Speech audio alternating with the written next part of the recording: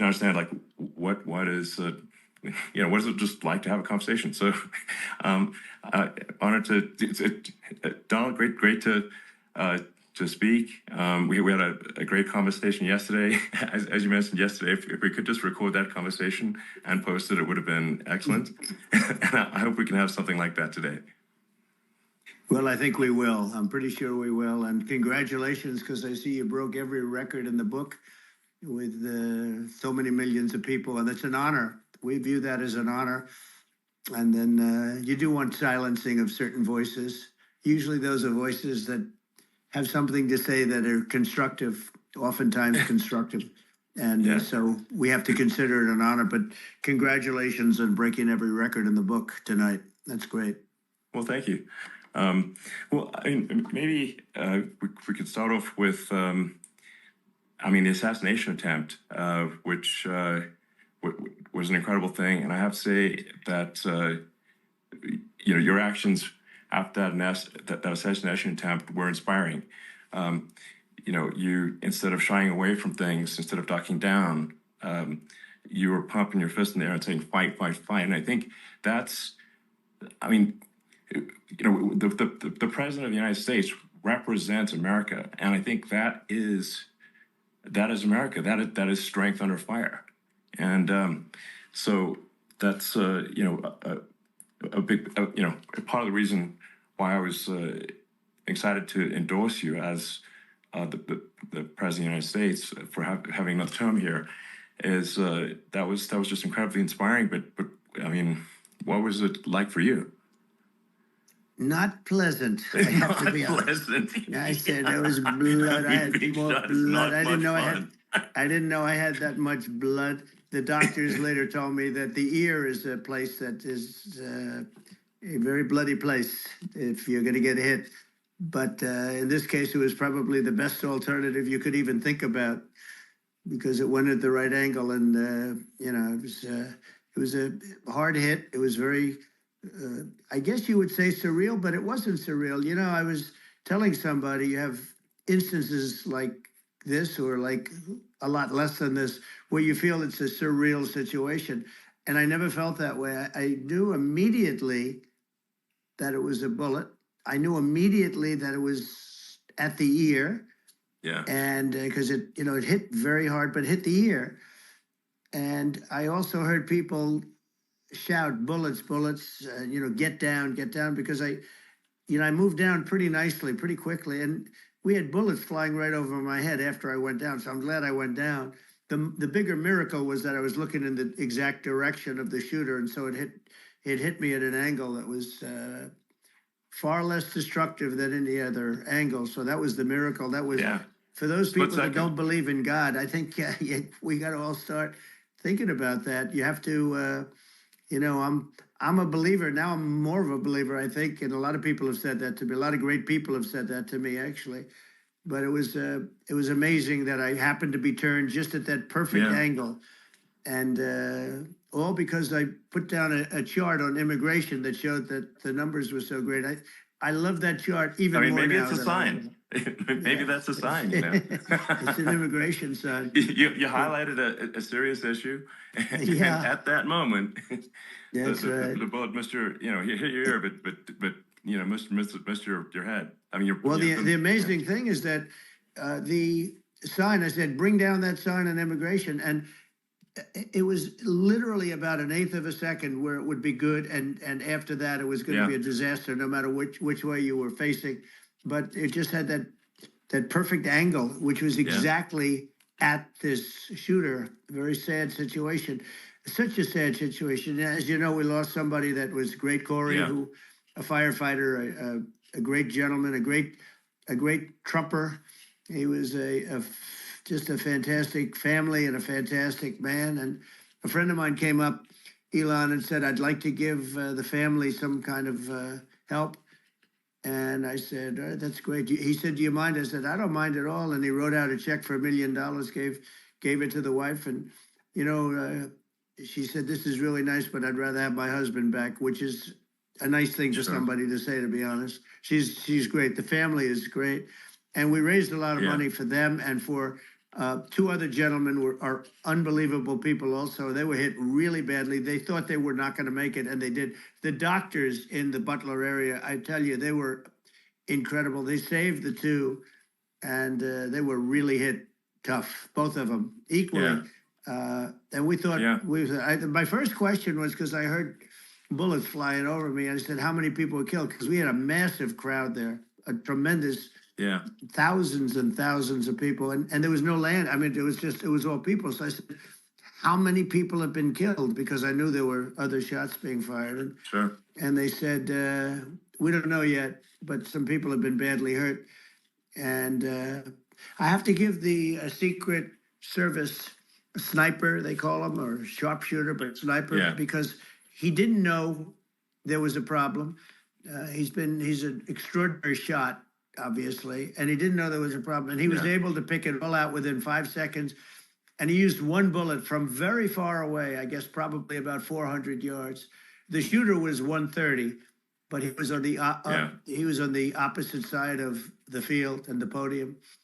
And he saw the smoke and the flame from the gun, immediately recognized it, and immediately took a shot. And it was one perfect shot from very far away. And if he didn't do that, Elon, he would have. I mean, if he would have, a lot more people could have been badly hurt and killed. So I have to take my hat off to him, because that's also a surreal. You know, he's been with them for 23 years, and he's never had anything like this. And all of a sudden he has to act, and it's a very tough thing to act and to be shooting somebody. But he saw the gun, saw the smoke, saw the flame from the gun, very far away. Obviously has very good eyes. He's got very good vision, which I assume you have to have in that particular work. But he took aim very quickly, and they say it was approximately 5 seconds from long range, one bullet. If that didn't happen, because the shooter had a lot of bullets, he had a lot of cartridges up there with him. So would have been very. I mean, that's clearly he was very competent in taking that shot to stop the attempted assassination. But I mean, there does seem to be some pretty significant failings elsewhere in the system. Like, there's just no way that, like, how on earth does a shooter get on a roof 130 yards away? That seems crazy. I think most people people are wondering how on earth could such a thing happen. Well, you know, I view it as two ways. There should have been nobody on the roof. There were people, because there were so many tens of thousands of people there. There were people that were seeing him, and there was one woman with a red shirt and Trump all over it, and she's screaming, "That guy's got a gun!" You know, you saw it probably. There's a guy up there with a gun. I mean, it's like. I guess, for my part, and I think probably many members of the public are wondering, how the heck are, basically people wondering by pointing out there's a guy on the roof with a gun. And they're seeing it, but somehow it's not being addressed. That does seem crazy. Well, they're going to learn from this. The communication between the local police, who sort of had an idea, and then ultimately a man lifted himself up to the roof, could barely do it because he was pulling himself up, and he saw the man with the gun. The man with the gun pointed the gun at him. He thought he was probably going to get shot, but he was like pulling himself up, and because of that he couldn't get to his gun, and he fell down, actually very badly hurt his leg, his ankle. I hear very badly, but he fell down, and he did, from what I understand, he did say there's a guy up there with a gun, and the shooting started very quickly after that. I think it forced the shooter to go maybe quicker. He was supposed to be a very good shot. My sons, Don and Eric, they can't believe what happened, but they said from 130 yards. A bad shot would hit that target almost every time. They said it's like in golf, sinking a 2-foot putt. Yeah, it's not a tough shot. It's not a long shot. The Secret Service person had the long shot. He had triple the distance actually. So it was a a terrible thing. Look, it's hard. I have to say this about the Secret Service. When I went down, and I went down based on, I think they're screaming, but other people also, because people saw this happen. You had so many people. One of the miracles was that nobody ran. I mean, if a gun goes off, the crowd control people showed us this. When guns go off, and it does happen in stadiums at a soccer match or some kind of a match, everybody flees. They call it a stampede, like cattle. But everybody, and a lot of people get killed with those stampedes. We had more people than you'd have at, some of these matches or these games, and nobody left. You had a small group behind us in the grandstand, and that was full. And you look at it as it was taking place, and normally they'd be running. They didn't leave. They saw that I was hurt. They saw a lot of blood, and they saw that I went down. And it's almost like they wanted to be with me. Well, out front, you had thousands, tens of thousands of people. As far as the eye could see, you had people in Butler, as far as the eye could see, and a lot of press too. There was, many cameras on watching this. It's what makes it so different, because normally things happen that aren't good, but you never have a picture of it. Here we have all these cameras shooting it, so it's sort of amazing. But one of the interesting things was that you didn't have anybody flee. You didn't have anybody stampede. Sure. Nobody. And there were some people behind me. They stood up and they're looking like, I mean, I tell you, you want to have them in a foxhole with you. I want to meet some of those people because it's so different from what you heard. But so I was down. But the Secret Service guys, there were bullets flying right over my head. You could hear them go whizzing, and these guys came jumping on top of me, and a young lady, Kate. Would jump. They moved so fast, and let me tell you, that took tremendous courage. Now there was a lack of coordination. There was, obviously everybody understands that somebody that building should have been covered, and I mean, that was the big that, thing. like, looking at the aerial views, that building would be like the #1 spot for a sniper. I mean, it's like if you were to pick, like, what is the favorite place? If the goal is to assassinate, what's your favorite spot? That building. The roof of that building would be #1. That would have been the spot. It's like you can ask for a better location. It's like that would have been the spot. What people think is when the local policeman, who, by the way, he really he did what he was supposed to do. He couldn't hold on any longer, and then when he got his head just peeking above, this guy standing there with a gun at his head, and when he fell down, again, hurt his ankle very badly, but he was making the calls. But what happened is the firing took place very soon. So what they think is that this guy ran to his site, which he had all planned out with the gun. He ran to the site and he started shooting fast. And maybe that's why he sort of missed. I mean, he got me, but it could have been a much bigger problem. But he totally would have hit if you hadn't turned your head. So, there was it was a very near thing. It was a miracle. If I hadn't turned my head, I would not be talking to you right now. As much as I like you, exactly, I would not. I would not be talking. Maybe he told you to be from another realm, perhaps. Yeah, that's right. We'd be talking from a different place. But it was a very terrible experience. The Butler Hospital, they did such a great job. The doctors were so good. Everybody was so good. There was a mistake. If somebody knew, because people were hearing that, there was just a bad feeling that somebody was around. You know that story now. It's been And if somebody could have said, because they've oftentimes said, like there'd be a lightning storm or something. Because I've done, I think, over 300. I think I did a lot more than that, but we did a lot. And oftentimes they'll say, sir, could you wait 10 minutes, please? Sir, could you wait 20 minutes? There's a storm overhead or lightning or something, right? And that happens often. And this would have been a perfect time for that to have happened. But it didn't. It didn't get coordinated. That was the problem.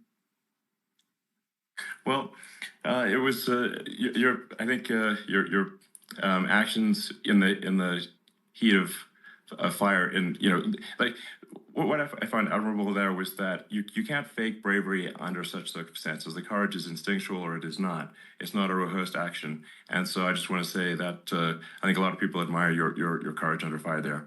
And Right. yeah, so Thank you very yeah, much. I appreciate it. I didn't think of it. I just wanted to get up and I wanted to stand up. I wanted to let people know, I felt I was good when they were on top of me, covering me, actually, very much covering me and very bravely. But I wanted to get up. I said, I want to get up. And they wanted, they have everything there. They wanted stretcher. I didn't like the stretcher. And I knew I was hit in the ear, but I knew I wasn't hit anywhere else. They felt I was hit someplace else yeah, because it was such a lot of blood. And they were sure that I was hit someplace else. And they were saying, sir, you were hit more than the ear. I said, nope, I was hit in the ear. I want to get up. Let me get up. And so I got up and the crowd didn't know what to think. I mean, this was so many people, and you could see they were confused. They didn't know what to think. And I wanted to let them know I was okay. It was very important for me to let them yeah, know that. And they went wild. You've seen the after. They didn't go wild when I yeah, got up because they didn't know, was I alive? You really couldn't tell. When I stood up before the fist in the air, they didn't know if I was alive. Nobody did. And when I put the fist up, they were just relieved and happy and thrilled, and the place went crazy. It was pretty amazing. yeah. It was a Well, terrible thing, but it it was was really amazing. incredibly moving. Yeah. Well, and I mean, speaking of the sort of slide that got you to turn that saved your life, really, was the illegal immigration slide. Maybe this, That's right. maybe this is worth talking about that. It was. That slide saved You're your right. life. No, Basically. the illegal immigration saved my life. You're right, but it I had to know, be at that's that exact angle. I mean, that's a great one. saved by illegal You know, immigration. the incredible 100%. thing, though, when you talk about the odds, you had to be exactly at that angle. But the incredible Yeah, thing is that the chart, I used it less than 20% of the time. It was just a moment. yeah, It's always on my left, never my right. And it's always at the end of the speech. So here yeah, we have it. It's on the right, not the left. It's at the beginning, not the end. And even the people that put it up, they were unprepared, and they did a great job. They got it up immediately, fortunately. But I looked to the right, and the bullet came whizzing by, hitting my ear. So it was amazing. But when you think of the odds of that, and yeah, yeah, that normally you wouldn't use it. Normally I wouldn't have the thing, and then it would yeah. have been a very different story. It's very much. I say an act of God. It's a miracle that it happened, and I'm Sure. honored by it. I'm honored by it. Well, what were you about to say about illegal immigration before you were rudely interrupted? With Well, the I was bullet? going to say how good the numbers were. By the way, we're going back to Butler, and we're going to go Great. back in October. We're all set up, and the people are fantastic in Butler. It's a great area. Great. These are incredible people. Like the three that, in the case of Corey killed, and the other two, the families are. I got to know them a little bit, and the families are great. But we're going back to Butler, and I think I'll probably start by saying, as I was saying, As you prior were to saying, being exactly. so horribly interrupted. Yeah. But Yeah, so rudely interrupted by an yeah, assassination so it was. attempt. But no, but the chart, Some people have no manners. Elon, the chart was just a chart that in my last week, we had the best illegal immigration numbers, meaning stopping. It was at the lowest. You've seen the chart. It's become quite a famous Yeah, chart, yeah. but that was the lowest Yeah. point ever recorded. It was a really, I mean, I was very proud of those numbers. And then you see what happened with these people, Kamala and Joe. You see what happened. They just let it go. I had remain in Mexico policies. I had all these different policies that was so good. Guys like Tom Homan and Brandon Judd from Border Patrol. These are all people that they've been on television. They says the best numbers we've ever had. We had so many different checks, catch and release in Mexico, not the United. We had catch and release in the United States. We had it in Mexico. We had so many things. We had things where many people come in there, they have contagious diseases. We had everything passed. If you have a contagious disease, I'm sorry, but we cannot allow you into the country. So we were setting literally records, and all I was doing is showing that, and I use it sometimes, Sure. and in this case, I'm glad I used it. I can tell you that, but there were fantastic numbers. But I'm going to sleep with that chart always. I'll be sleeping with that chart. That chart was very important for a lot of reasons. Well, I mean, would it be accurate to say that you're supportive of legal immigration, but we also need to shut down illegal immigration, and especially unvetted illegal Yes. immigration, because and that's not the same as saying that everyone who is an illegal immigrant is bad. In fact, I think most people who are illegal immigrants are actually good, but you can't tell the difference unless there's a solid vetting of who comes across the border. Does that accurately 100%. represent your position? I say it Okay. very simply. They have to come in legally. They have to be checked. Yeah.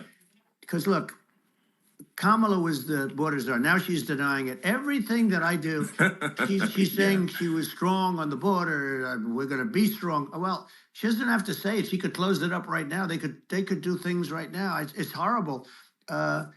No tax on tips, and all of a sudden she's making a speech and saying there will be no tax on tips. I said that months ago.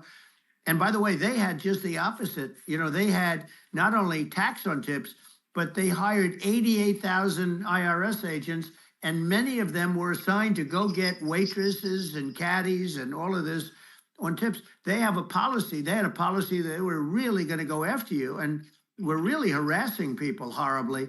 And then all of a sudden, for politics, she says, she comes out with what I said, which I think is terrible. And I think it's also hitting them very hard. These people are fake. Now they're also saying they did a good job on the border. We had the worst numbers in the history of the world, not of our country. There's never been a country in history that has had a catastrophe like this. We've had, I believe, and I think you believe this too, you hear 12 million, 13.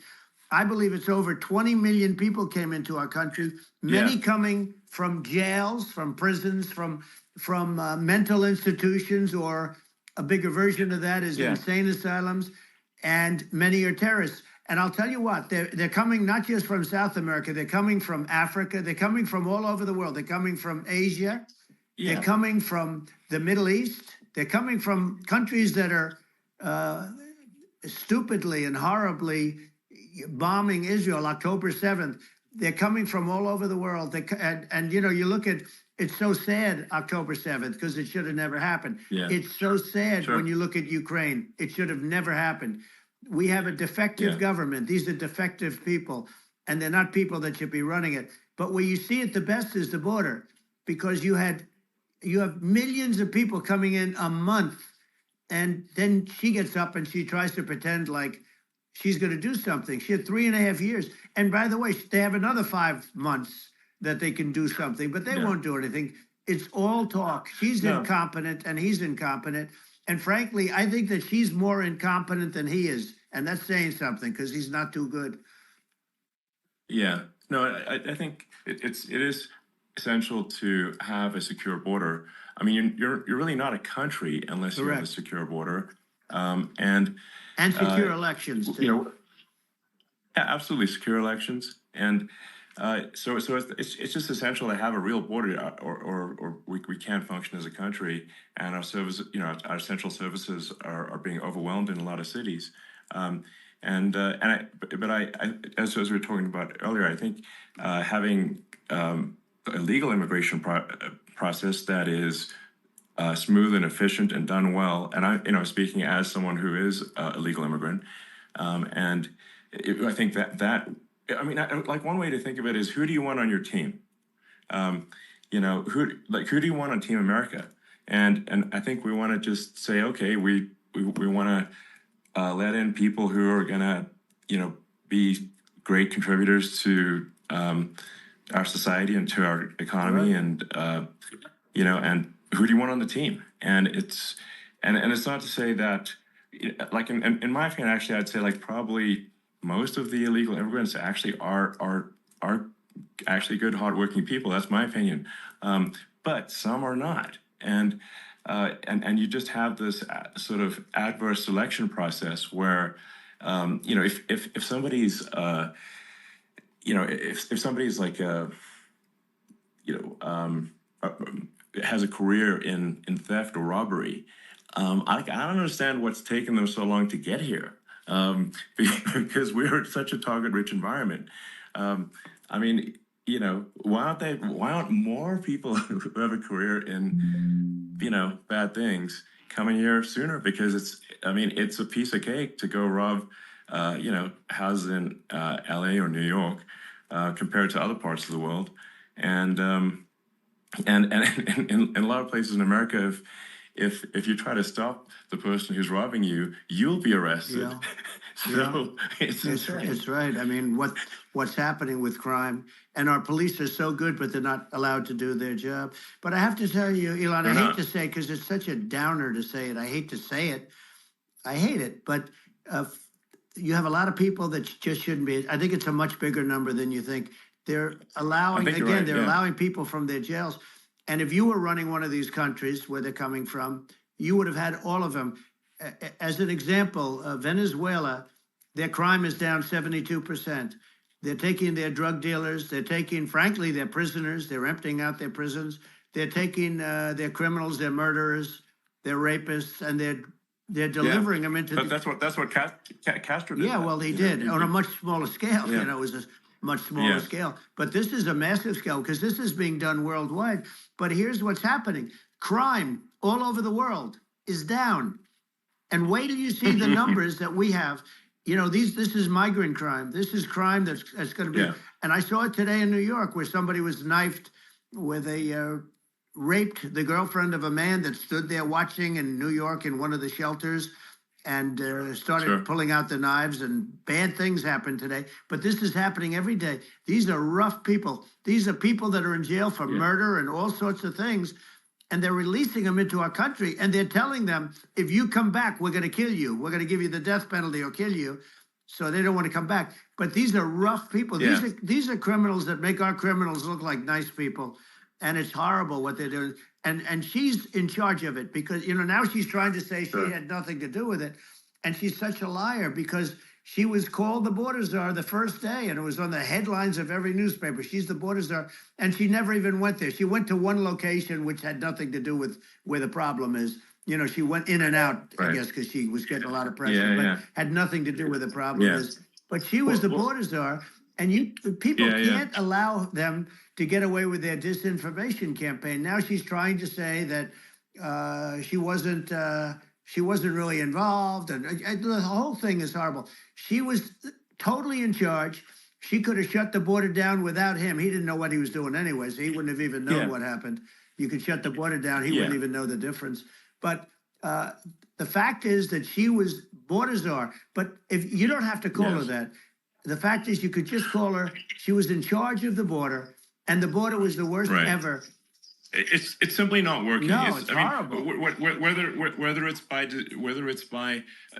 it's a question of intention or competence, either way, we don't have a secure border, and we have people streaming over like it looks like a World War Z zombie apocalypse at times. And sometimes you got to sort of wonder, like, is it real or not? So because you see things, you're like, is it real? So I went to the border at Eagle Pass, and I saw for myself in Texas, and I was like, okay, it's real. I'm like seeing this in real time. I actually posted the video like just live. I just flew there one day and just to see, hey, is this made up or real? And I'm just seeing people stream across the border, and I have to say, at least the people I saw did not look friendly. These are people can look at my video and say, hey, these people look friendly. I don't look super friendly. So these are people that Elon would not be the same man if he had to walk across the street and look these people in the eye. These are rough people. These are really rough people coming across. And I know rough people, and these are people that we don't want in our country.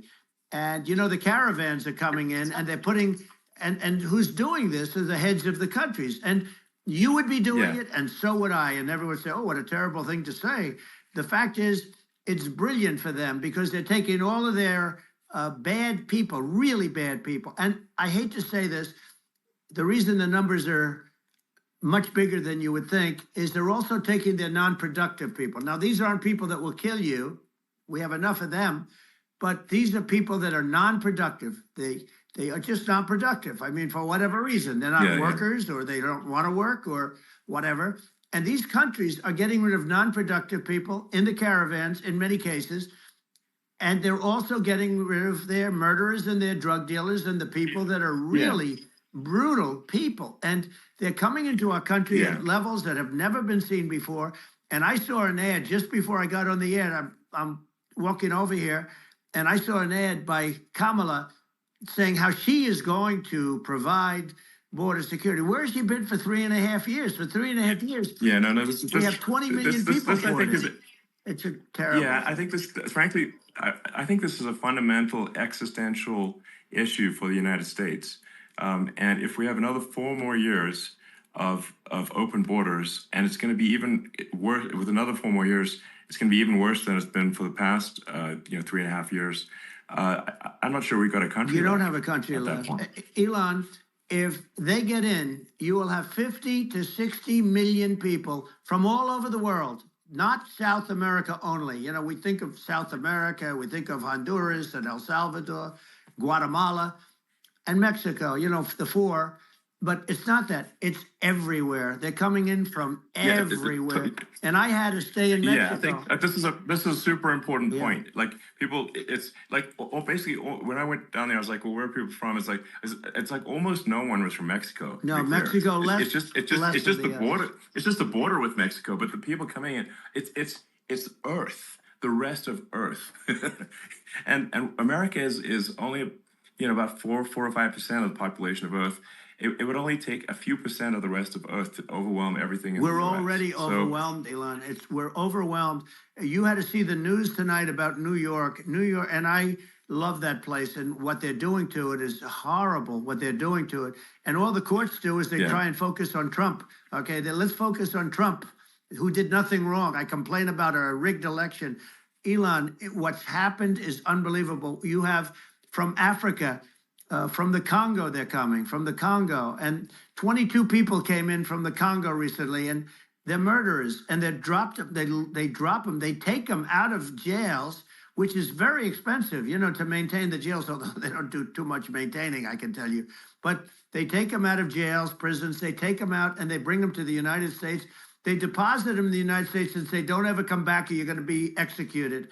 And they don't want to come back. But they won't come back. Sure. But they're coming from Africa. They're coming from Asia. They're coming from the Middle East. They're coming from South America. Well, they're coming from everywhere. Earth, basically. And there are a lot of really bad ones. It's just an everywhere on Earth thing, and it's just not possible for the United States to absorb everyone from Earth or even a few % of the rest of Earth. It's just not possible. So, well, Elon, we're going to have to finish this up. We're going to have the largest deportation in history of this country, and we have no choice. Otherwise, we're going to have a country.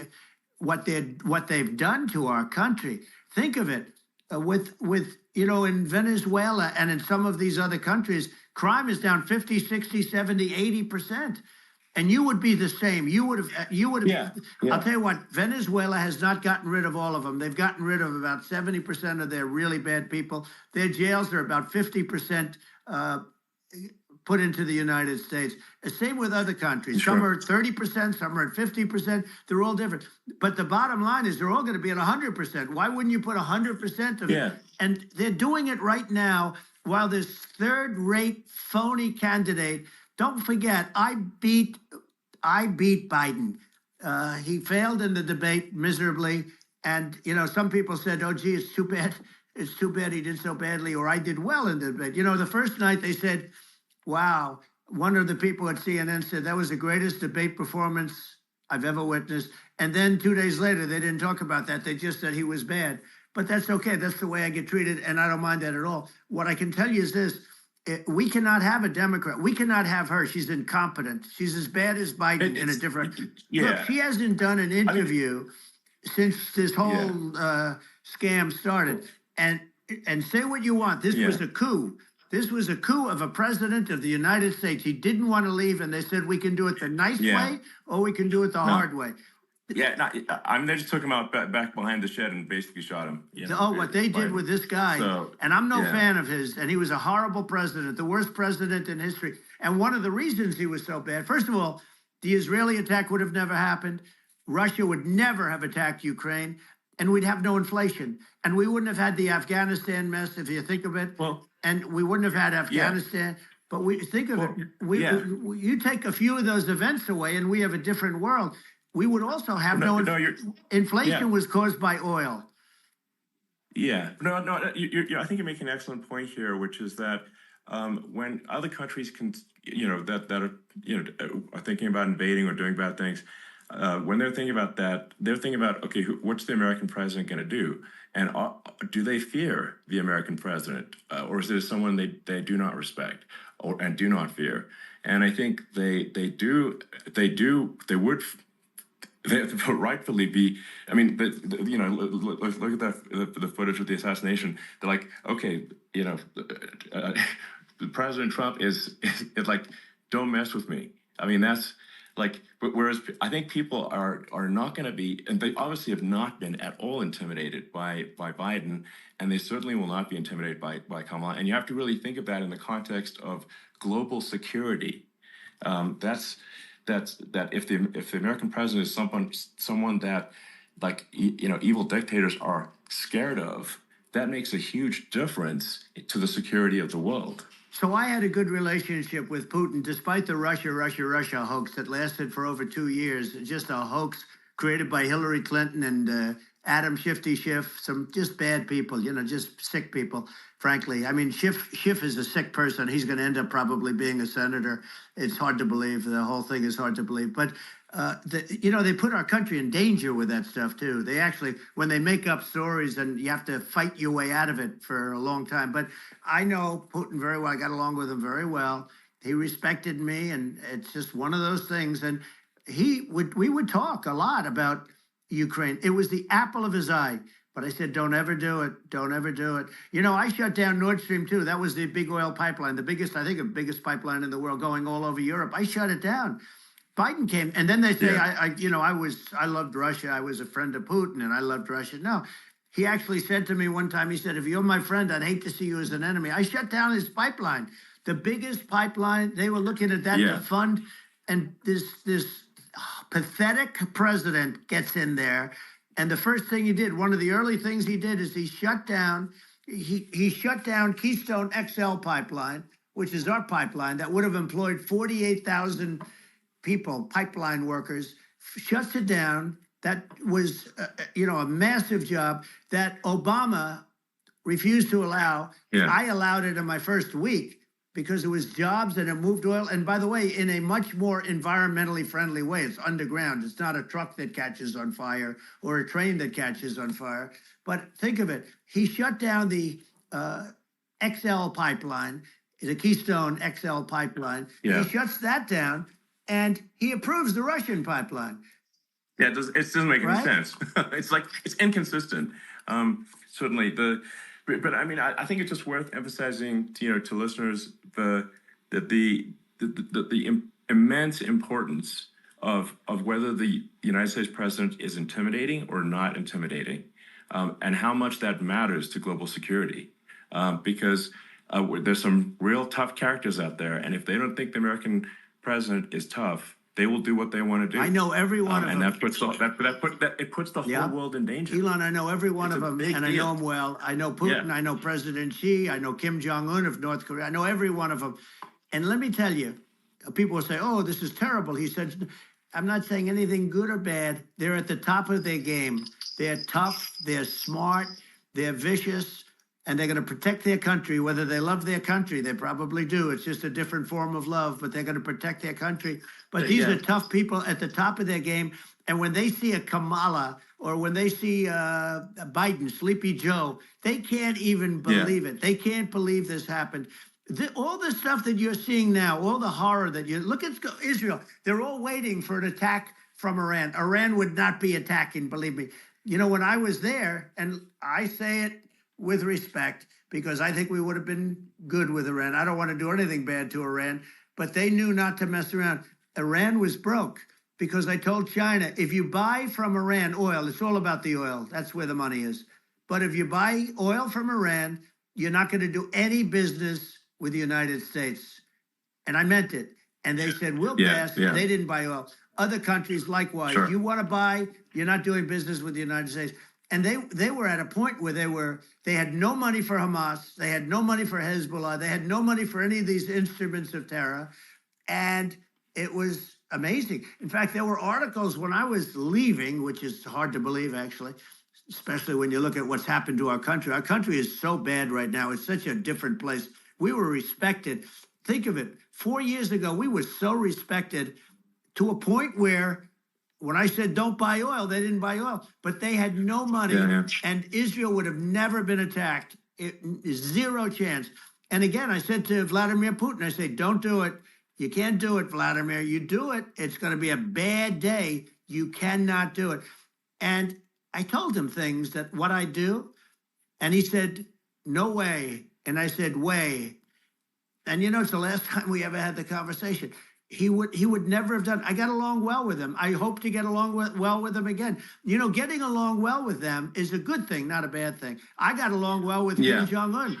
When I met with President Obama just before entering, you know, it's a sort of a ritual. And I sat down with him and we talked. It was supposed to be for a very short period of time. It turned out to be a long period of time. I said, what's the biggest problem? He said, North Korea.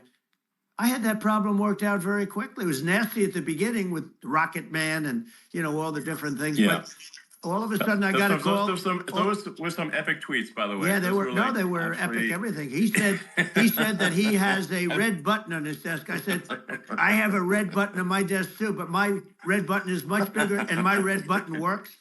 And then I called him Little Rocket Man, if Little Rocket Man. Anyway, here's the bottom line. All of a sudden I got a call from him.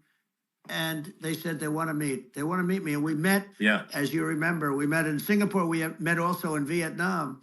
And I got along with them great. We were in no danger. But President Obama thought we were going to end up in a war, a nuclear war with him. And let me tell you, he's got a lot of nuclear stuff, too. Exactly. He's got plenty of nuclear. He can do plenty of damage. Yes, I mean, it's because, you know, I mean, people like Kim Jong-un, they respond to strength, not weakness. Well, and he and I had a good relationship. Remember I met him and we walked onto his land. Nobody ever walked onto his land before. I walked onto. I wouldn't say. Let's bring up Secret Service again. I wouldn't say they were thrilled when I did that. I walked onto his land, and it was an amazing period. But we were not in danger with him because of me. You know, I always say that we have enemies on the outside and we have enemies on the inside. We have some really bad people in our government and people that are, and controlling of the people. I mean, I mentioned names, but I really don't want to give them the credit. But we have some really bad, and I say they're more dangerous than Russia and China. If you have a smart president, a president that gets it, we are not in danger from those countries because they need us and they need our help. I mean, we forced Obama, if you think about it, Obama and Biden, and Bush to a certain extent, in all fairness, forced Russia and China together. And if you're a history student, the first thing you learn is you cannot let Russia and China align. But then they also got, if you take a look, Iran, and they have North Korea. That's, you know, they call it the axis of evil. In the old days, you had the axis of evil. Here we have a modern day axis of evil. These are powerful countries, very heavy nuclear, which is the biggest threat. Yeah. You know, the biggest threat is not global warming, where the ocean's going to rise 1/8 of an inch over the next 400 years. And you'll have more oceanfront property, right? The biggest threat is not that. The biggest threat is nuclear warming, because we have 5 countries now that have significant nuclear power. And we have to not allow anything to happen with stupid people like Biden. You know, Biden did something with Russia. There was no chance of him ever going in. And when I left, and then after I left, they started forming big armies on the border with Ukraine, right? And I looked at that, and I thought he was doing that because Putin's a good negotiator. I thought he was doing that to negotiate. But then Biden started saying such stupid things. For instance, he said that it can be a NATO country. Now, Russia, for as long as there's been NATO, has said, we're never going to agree to that. And we go right up front and say that. And we did things and said things through this president with a low IQ, very low IQ. he had a low IQ 30 years ago, by the way, but now he might not even have a IQ at all. There's nothing on the board that goes this low. He said things that were so stupid that war would have been, that war had zero chance of happening if I were there. Zero chance. He was saying everything the opposite, everything the opposite. And it's so sad because many more people have been killed in Ukraine than you read about. You don't read about how bloody it is and how disaster. Sure. Hey, look, just in the two armies, you lost 500,000 people. And, and you know, Ukraine's having a hard time. Ukraine, I don't know if you saw the article recently, and it's true. You don't hear the true story. But if you think about it, Russia's gone, you know, Russia defeated Germany with us, and they defeated Napoleon. You know, they've been around a long time. They're a big fighting force. Yeah, sure. And it's very unfair. And Ukraine now doesn't have enough men. They're now using young men and very old men to fight. And we're in a very bad position. And I'm not going to blame exclusively, but I can tell you, I could have stopped that. And a smart president could have stopped that. It wouldn't have happened. But we had a man that actually made it more prevalent. It was so bad. The words that he was using, the stupid threats coming from a stupid face that he was using. I said, this guy's going to cause us a war. He's going to cause us. And let me tell you, it can lead to World War III. That can lead to World War III. The Middle East can lead to. We have numerous places that could end up in a World War III right now for no reason whatsoever. No, I think you're right.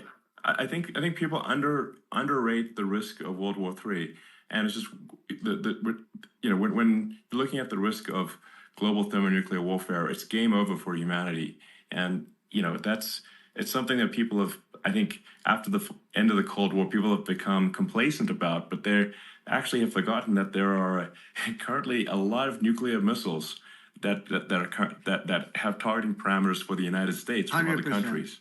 And one of the things we're going to do is we're going to build an Iron Dome over us. You know, Israel has it. We're going to have the best Iron Dome in the world. We need it, and we're going to make it all in the United States. But we're going to have protection, because it just takes one maniac to, you know, start something. We're going to have protection, and we're going to have. Why shouldn't we have an Iron Dome? Israel has one. Some other places have one that nobody even knows about, frankly. But Israel has it. We're going to have an Iron Dome. But you know, with all of that being said, to me, that's so important, the most important.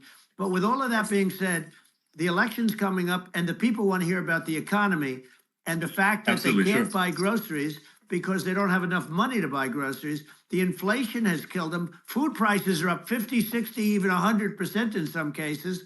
And this stupid administration allowed this to happen, and it's a shame. And that's the thing that people most care about, in my opinion. They care about the border a lot. And we discussed the border at great length. It's nice to have a forum like this where I can discuss something at length.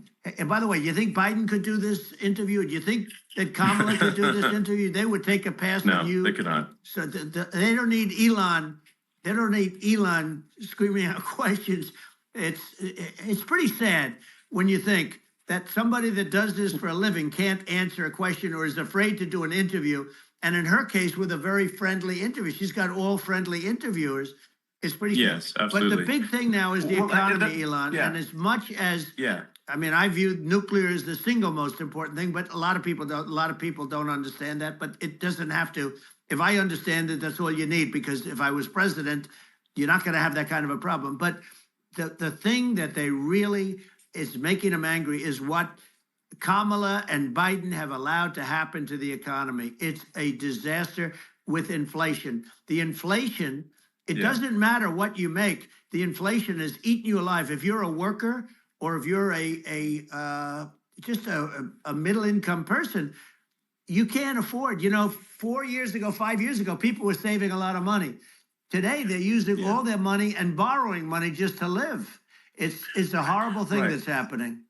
And we'll end that quickly. Well, I think a lot of a lot of people just don't understand where inflation comes from. Inflation comes from government overspending because the checks never bounce when it's written by the government. So if the government spends far more than it brings in, that increases the money supply. And if the money supply increases faster than the rate of goods and services, that's inflation. So really, we need to have we need to reduce our government spending. And we need to re-examine. I think we need like a government efficiency commission to say like, hey, where are we spending money that's sensible? Where is it not sensible? Right. And we need to live within our means. We're currently adding, I think, $1 trillion to the deficit roughly every 100 days. That's right. And the interest payments on the national debt have now exceeded the defense budget. It's on the order of $1 trillion. It's interest. And it keeps growing. I rebuilt our military, largely rebuilt our military, did a great job on it, which was so important. We had jets, we had fighters that were, and bombers that were 70 years old, and we did a great job in that. Then we gave 85 billion of it back to Afghanistan, if you can believe it. We gave them 85 billion. They're one of the largest sellers of military equipment in the world. They're selling what we gave them. That was one of the most embarrassing days in the history of our country. But if you think about, let's go back to the economy. We have to bring energy prices down. Energy started at the price of gasoline. Now your cars don't require too much gasoline, so you have a good, and you do make a great product. I have to say, I have to be honest with you. That doesn't mean everybody should have an electric car, but these are minor details. But your product is incredible. But the gasoline, Elon, is the cost of energy. Not only gasoline, it's the cost of heating your house and cooling your house. That has to come down. It's gone up 100%, 150, and 200%, and that has to come down. When that comes down, and we're going to drill, baby, drill. They stopped drilling, and then they went back to drilling because they went back to the Trump policy. But if they won the day after they get into office, this country will go out of business because they're going to go to an energy policy that's not sustainable. Wind and different things. You're not going to have anything. Yeah. And I know you're a big fan of the AI, and I have to say that AI, and this is shocking to me, but AI requires twice the energy that the country already produces for everything. So we're going to have to build a lot of energy if our country will be competitive with China, because that's our primary competitor for this on the AI. You're going to need a lot of electricity. You're going to need tremendous electricity, like almost double what we produce now for the whole country, if you can believe it. Sure. Well, just going, back to this, like this basic thing, that people try to make it sound complicated, but it's not. But inflation is caused by government overspending. Right. Would you agree that we need to take a look at government spending and have perhaps a government efficiency commission that just tries to make the spending sensible, and so the country lives within its means, just like a person. The waste is incredible, and nobody negotiates prices. You used to have a lot of people making jets, and you end up with two companies, and they'll probably try and merge at some point. I went through it, like Air Force, just a thing like Air Force One. One of the first documents they asked me to sign, a general walks in, "Sir, would you please sign this document?" And what is it? Air Force One. That's with Boeing, which is basically two planes, two 747s. And the price was $5.7 billion for two planes. Now, now they're highly sophisticated. That's insane. They're even nicer than your plane, okay? But much more sophisticated. They're I won't say what's on it, but they got a lot of stuff on it. Anyway, but it's 5.7. Sure. That's a crazy number. It's a crazy number, but I said, I'm not going to pay 5.7. I'm not going to do it. I said, who made the deal? Obama and his people. I said, well, then I know the deal's no good. I'm not going to do it. And over a course of about 4 weeks, by my saying I'm not going to do it, I got the price reduced by $1.6 billion for the exact same plane, other than we had a nicer paint job, if you want to know the truth. But for the exact same plane, I saved one. And I said to Boeing, man, you guys must make a lot of money if you can reduce the price by that. But now what I do hear is that they're going back to the Biden administration and wanting big cost overruns, because they see these dopey suckers in there, and they'll end up getting some of the money back. But I shaved it by $1.6 billion for the exact same plane. And you can now take that and multiply that out times thousands of other items. Multiply it by the numbers are astronomical. Yeah. I agree with you. Well, I think it would be great to just have a government efficiency commission that takes a look at these things and just ensures that the taxpayer money, the taxpayers' hard-earned money, is spent in a good way. I'd be happy to help out on such a commission. I'd love if it. it were formed. Well, you're the greatest cutter. I mean, I look at what you do. You walk in and you just say, "You want to quit?" They go on strike. I won't mention the name of the company, but they go on strike, and you say, "That's okay. You're all gone. You're all gone." So every one of you is gone, and you are the greatest. You would be very good. Oh, you would love it. But if you look at Argentina. Well, I'd be happy to Yeah, help by the way, out. congratulations. I Yeah. just looked at the number of people that are listening to you and I chat. We'll call it a chat. But congratulations. This is very good. I mean, it's great. And you're an interesting character. The new head of a place called Argentina, and he's a big, Malay's awesome. he's great. And Yeah. he's a big MAGA fan, that he ran on MAGA. And he took it to an extreme too. He ran on MAGA, and I hear he's doing really a terrific job. It's called Make Argentina Great Again. It worked out perfectly. He came in, he bought a lot of hats, he brought over, but he's doing a big job. He really cut. And I'm hearing Yeah. they're starting to do pretty well. Inflation's getting down. They had like 2,000%. And they had inflation like not normal inflation. They had the real deal. But we're going to have that pretty soon. I think we have the worst inflation we've had in 100 years. They say it's 48 years. I don't believe it. I think we have the worst. They don't include a lot of the items that should be included. Yeah. Well, it's just from government overspending and not spending taxpayer money effectively, and having just so many departments you can't even name them all. And what Milei is doing is he's cutting government spending. He's simplifying things. He's putting in regulations that make sense, and Argentina overnight is experiencing a giant improvement in prosperity. But it's also a lesson for the United States, which is that Argentina used to be one of the most prosperous countries in the world. In the 30s, 40s, and because of bad government policy, it ruined the country. And if you take Venezuela, for example, Venezuela should be incredibly prosperous. They have phenomenal reserves of everything, oil, everything, and it should be prosperous. But if the government's wrong, it impoverishes the people. And so I think we should not be complacent in the United States in thinking that and taking our prosperity for granted, because if with bad government policy, we can run the country into the ground. And that's just something people should bear in mind. Don't take prosperity for granted. Well, think of education. So we're ranked at the bottom of every list of the top 40. We're ranked number 40, number 38. Norway, Switzerland, Sweden, different countries are ranked good. Actually, China's pretty close to the top. They're a top 6 or 7. But we're ranked at the bottom, almost at the bottom, 38, 39, 40. In other words, horrible. And yet we spend more per pupil than any other country in the world. So we spend more. And what I'm going to do, one of the first acts, and this is where I need an Elon Musk. I need somebody that has a lot of strength and courage and smarts. I want to close up Department of Education, move education back to the states, where states like Iowa, where states like Idaho, not every state will do great, because states that basically aren't doing good now. You look at Gavin Newsom, the governor of California. He's terrible. He does a terrible job. So he's not going to do great with education. But of the 50, I would bet that 35 would do great, and 15 of them, or 20 of them, will be as good as Norway. Norway is considered great.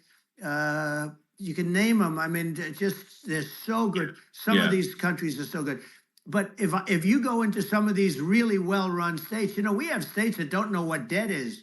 We have states that have low taxes, no debt, everybody working. They're really well-run. Sure. And maybe they have certain advantages in terms of location, in terms of, the land or the sun and the water and the whole thing. There are a lot of advantages that some people have. But if you moved education back to the 50, you'll have some that won't do well. But they'll actually be forced to do better, because it'll be a pretty bad situation. But if you think about it, you'll have some of these states. I'll bet you'd have 30, 35 states. It'll be much better. And you know what it'll cost? Less than half what it is in Washington. And Yeah. these people don't care Well, about the yeah. students in these, faraway states. And it would be, Well, it'd be unbelievable. yeah. I think you're making a good point in that if the states have to if each state has to compete against other states, then people will naturally move to states where it's better. Well, like California, as we said, it's a badly run state. I could go through. I got so many friends that are in those states, even if they're Democrats. I hate to mention certain states, but Illinois is badly run with Pritzker. He's a real loser. But some of these places are just badly run. But it's almost going to force them to run better, and they won't do it good initially. But you're not going to do worse than you're doing right now. And I would say that the cost, you would cut your cost by 50 or 60%. And you'd have a little monitor. You want to make sure they're teaching English as an example. Give us a little English, right? Sure. Right. Yeah. No, I mean, to what? I mean, some of these governors are doing so badly. I mean, they got so many people moving out of their state. They should get U-Haul Salesman of the Year award because they're driving so much U-Haul. It's actually amazing. It's just people moving out. Isn't it amazing to you as a businessman that they can even survive? Like Illinois. So many people are leaving, and you wonder, how do they survive? I mean, how do they survive? I saw where you left California, and you moved to Texas. Texas does a great job. But, I mean, I just wonder, how do these states survive when big businesses, a big oil company just left California, as you know, and they moved to Texas. How do these big states survive when they lose so many businesses? And their taxes are already really high. Their taxes are among the highest taxes. You almost wonder, how do they continue on? And in many cases, the governors don't do a good job in their crime-ridden places. You wonder, how do they continue to just go on? It's not a good situation. I mean, I think the only thing that's going to force some of these states to change is if they risk bankruptcy and they're not getting bailed out by the federal government. Right. Well. That's the only thing that's going to get them to change. You remember the area in California where they had that, where I guess somebody had sticky fingers and they stole a lot of money, and they went into a form of chapter, and it was very nasty for a period of time. But now it's probably the most popular place in all of California. So at some point, something like that may have to happen. But the problem is, you can't penalize people that loan money to the state when you have incompetent people like a Pritzker. Look, the family didn't want him in the family business, and then he ends up being governor of Illinois. So what is he going to be? Is he going to be a great governor? And you have people. I could name every one of them. I got to know every one of these, and some are very good, and some are just horrible. Well, I think that the larger point here, too, as you're saying, like a lot of people are concerned about the economy, a lot of people are concerned about inflation, and inflation is effectively a tax on people that save money, and for people that are working day to day, it's just a form of taxation, and if we can solve the government spending problem, we'll solve the inflation problem, which means people will have a better standard of living, and that's a really big deal. Well, the people that got hurt worst are the people that did it the way they were taught to do it all through, their younger life and their young life and their whole life. The people that saved money, and then they got no interest on their money, and inflation destroyed them. And frankly, they were almost better off if they didn't do anything like that. I mean, those people have been absolutely decimated, and we're going to bring those people back and help those people. We've got to get the prices down. When I look at bacon costing 4 or 5 times more than it did a few years ago. When you look at some of the food products in grocery stores, people go, they can't believe it.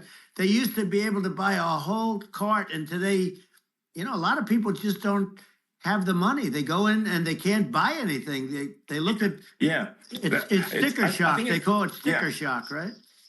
I think it really just comes, like I said, I think it just comes down to really, I guess, two things, which is that if you solve government overspending, you solve inflation, which improves living standards of the average person, and then if you deregulate, like have sensible regulations, so because a lot of the regulations are nonsensical and cause the cost to be extreme for no reason. But unless you've got effective deregulation, like Reagan did a great job on deregulation in the 80s, but it's been 40 years since we had anyone really. I mean, during your administration, we made some progress, but I think the opportunity to make, I think, radical progress with sensible regulation. And if Well, Elon, those two things, yeah, those are the big deals. we set a record. We did more deregulation and more restrictions on all of the different businesses than any other president. Remember, I had the rule for every one we put in, you have to get rid of 10 or 12. And we did radical cuts on all of that. And a lot of that's being put back by this administration. And we did radical cuts on things that weren't necessary. But we were all set. You know, we had the best economy ever maybe in the world. And then what happened is COVID came in and we had to focus on that and nobody knew what it was. And I always say I got good marks on economy, good marks on military. We knocked out ISIS. We did so many different things. We rebuilt. But, you know, I never got the credit that we really deserved on what we did with COVID. We never got the credit. But had that not happened, a gift from China, from Wuhan, came in from Wuhan, the Wuhan labs, and I always said it, and it turned out to be right. But had that not happened, we were set to start reducing debt. We were going to reduce taxes further. I gave the largest tax cuts, and we were going to reduce taxes still further for middle-income people, not only businesses. But we did it for businesses because they're the ones that's why we had the great job numbers. But we were set to really start reducing debt. And, you know, we're sitting on the biggest pile of liquid gold anywhere in the world, bigger than Saudi Arabia, bigger than Russia. And we were going to drill and we were going to make so much money. We were going to supply Europe with oil. I had stopped the Russian pipeline and we were going to supply them with oil and gas. We were going to make a fortune. And then the COVID came in and we really had to divert. Then what happened is when they came in, you know, we kept a lot of businesses alive. If I didn't do what we did, we would have had a 1929 type depression. But the problem is when Biden came in, he got trillions of dollars and just started spending it stupidly. You didn't need it anymore. You know, we got over that bad period where everybody was dying and, you know, it was just not a good period. Interestingly, you know, during his administration, many more people died during his administration of COVID than during my administration. And we really got the brunt of it. But people don't realize more people died during his administration than ours. But it diverted us from doing what I wanted to do. But we had the greatest for, you know, almost 3 years. We had the great, and you know that probably better than anybody. So many of your friends said to me, the best years we've ever had in business were during the Trump years. And also said that African-American, Hispanic-American were so incredible. They were having the best Asian-American women, men, young people without a diploma, young people that graduated from the best colleges, from MIT, from the Wharton School, from all of the great colleges, Harvard. They were doing better, and people without a diploma were doing better. And everybody was happy. And then COVID came, and we had the problem is they spent trillions and trillions of dollars. They wasted. They shouldn't have taken any money, and we wouldn't be having inflation right now, which is killing our country. Yeah, absolutely. I mean, I should probably say something about, like, you know, maybe my views on, you know, climate change and oil and gas, because I think it's probably different from what most people would assume. Because my views are actually pretty, I think, moderate in this regard, which is that I don't think we should vilify the oil and gas industry and the people that have worked very hard in those industries to provide the necessary energy to support the economy. And if we were to stop using oil and gas right now, we would all be starving and the economy would collapse. So it's, you know, I don't think it's right to sort of vilify the oil and gas industry. You know, the world has a certain demand for oil and gas, and it's probably better if the United States provides that than some other countries. Sure. And it would help with prosperity in the U.S. And at the same time, obviously, my view is like we do over time want to move to a sustainable energy economy, because eventually you do run out of. I mean, you run out of oil and gas. It's not there it's not infinite. And there is some risk. I think the risk is not as high as you know, a lot of people say it is with respect to global warming. But I think if you just keep increasing the parts per million in the atmosphere long enough, eventually it actually simply gets uncomfortable to breathe. People don't realize this. If you go past 1,000 parts per million of CO2, you start getting headaches and nausea. And so we're now in the sort of 400 range. We're adding, I think, about roughly 2 parts per million per year. So I mean, it still gives us. So what it means is like we still have quite a bit of time, but so there's not like we don't need to rush and we don't need to like stop farmers from farming or prevent people from having steaks or Right. basic stuff like that. Like you can leave the farmers alone. I agree. How crazy opinion. is that? Where I mean, you have farmers that are not allowed to farm anymore and have to get rid of their cattle, and the whole world is a that's little silly. crazy. But it's largely taken its lead from us. I just say though, I've heard in terms of the fossil fuel, because even to create your electric car and create the electricity needed for the electric car, fossil fuel is what really creates that at the generating plants. And, so you sort of can't get away from it at this moment. I mean, someday you might be able to, but I do hear we have anywhere from 100 to 500 years left. Much of it hasn't even been found yet. Yeah. But there are tremendous, like ANWR. I got ANWR in Alaska approved. Ronald Reagan couldn't do it. Nobody could do it. Everybody tried. Nobody could do it. I got it approved. The first thing that Biden did was unimprove it, to get rid of it. He ended it. His secretary went in and she ended it. And what a disgrace. That's ANWR. That's bigger, or they think it could be bigger than Saudi Arabia in Alaska. Could be bigger than Saudi Arabia. But they went in and they terminated it. And I'll get it going very quickly, because not only is it big for Alaska, I mean, you talk about economic development, that for the United States, I mean, that is, they say bigger than Saudi Arabia or the same size, and pure, really good stuff. And, they end it. So I think we have, perhaps hundreds of years left. Nobody really knows. But during that time, something will come around that will be very good. Yeah. Well, I mean, and my estimate would be, a little more aggressive than that. But it's not the sort of like we're all going to die in 5 years stuff. That's obviously BS.